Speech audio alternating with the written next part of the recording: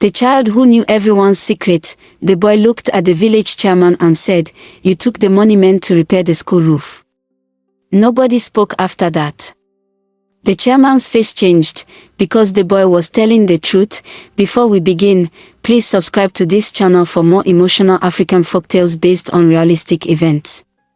Now, let's begin. My name is Daniel, and I was there when everything happened.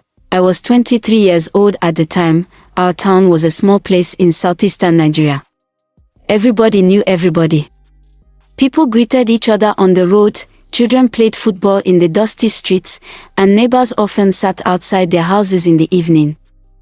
It was the kind of place where people knew your family, your job, and even your business, but there were also many things people kept secret. That changed when a 10-year-old boy named David moved into our neighborhood. David came to live with his mother. His father had died a few years earlier, and his mother got a new job in our town. The first time I saw him, he was sitting quietly beside his mother on a wooden bench. He did not play with the other children. He did not ask questions. He barely spoke. Some children called him strange. I did not think much about it. A few days later, I saw something unusual. A woman named Mama Rose was arguing with her neighbor about a missing phone. "I didn't take your phone," the woman said. David was standing nearby. He looked at her and quietly said, "You put it inside the blue bucket behind your kitchen." Everyone became silent. The woman became angry. "Who told you that?" David did not answer. The neighbor quickly checked the bucket. The phone was there. Everyone thought it was a lucky guess, but it happened again. A shop owner told his wife he had sold only 3 bags of rice that day. David looked at him. "You sold 5. The man became uncomfortable. His wife checked the shop records. David was right. Then a mechanic lied about damaging a customer's car. David told the customer exactly what had happened. After that, people started avoiding the boy. Some were afraid of him. Others believed he had some kind of strange power. I was one of the few people who still spoke to him. One afternoon, I asked him how he knew so many things. He simply said, "People tell me without talking." I laughed because I thought he was joking. But he was serious. One Saturday, the town held a meeting about the primary school. The roof had been damaged by heavy rain. The local government had sent money to repair it. Our village chairman, Mr. Boko, was in charge of the project. He stood before everyone and said the money had been used to buy roofing sheets. "We are waiting for the workers to begin," he said. David was sitting beside his mother. Suddenly, he stood up. Everyone looked at him. He pointed at the chairman. "You did not buy the roofing sheets." The chairman frowned. "What did you say?" David continued. "You took the money and gave some of it to your friend. The rest is inside a brown bag under your bed." The whole meeting became silent. Some people laughed nervously. The chairman became angry. "Who taught this child to insult elders?" David's mother quickly stood up. "I'm sorry. He doesn't mean any harm." But David did not sit down. He looked at the chairman again. "You also told your wife that nobody would find out."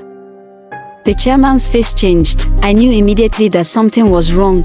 The chairman ordered everyone to leave, but several people refused. We wanted answers.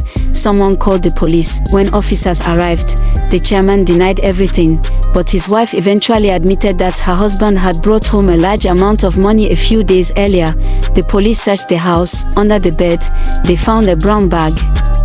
Inside was a large amount of cash. The money was traced to the school repair project. The town was shocked.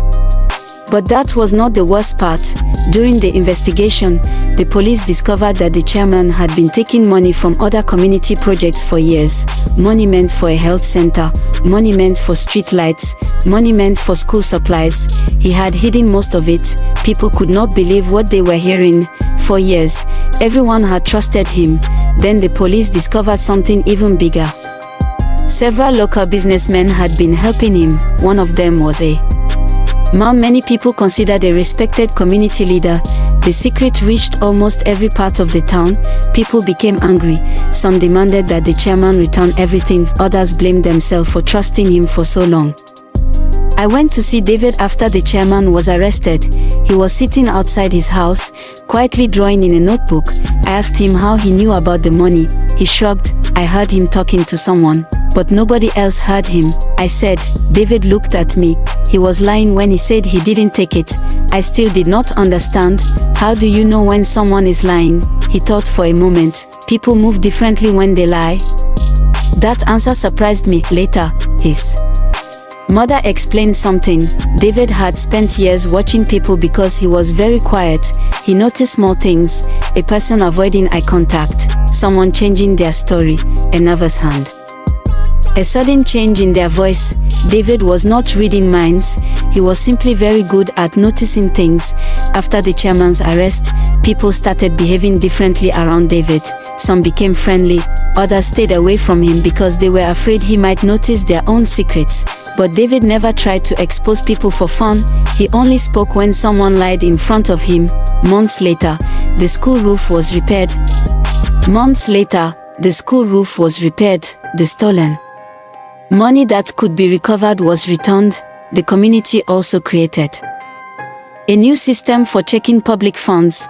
People stopped allowing one person to control everything. As for David, he remained the same quiet boy. He still rarely spoke. He still preferred sitting alone. But nobody called him strange anymore. One evening, I found him sitting under a tree near the school. I asked him if he was happy living in our town. He smiled. Yes. Why? He looked toward the school. Because people are watching now. That sentence stayed with me. David never became famous. He never asked for money. He never wanted attention.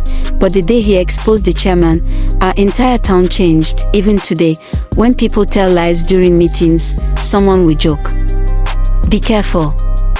David might be listening," and everyone laughs. But deep down, we remember what happened. The boy did not destroy our town. He showed us what was already hiding inside it. And sometimes, the person who speaks the least is the one who sees the most. Thank you for watching. If you enjoyed this story, don't forget to subscribe to this channel for more emotional African folktales based on realistic events. See you in the next story.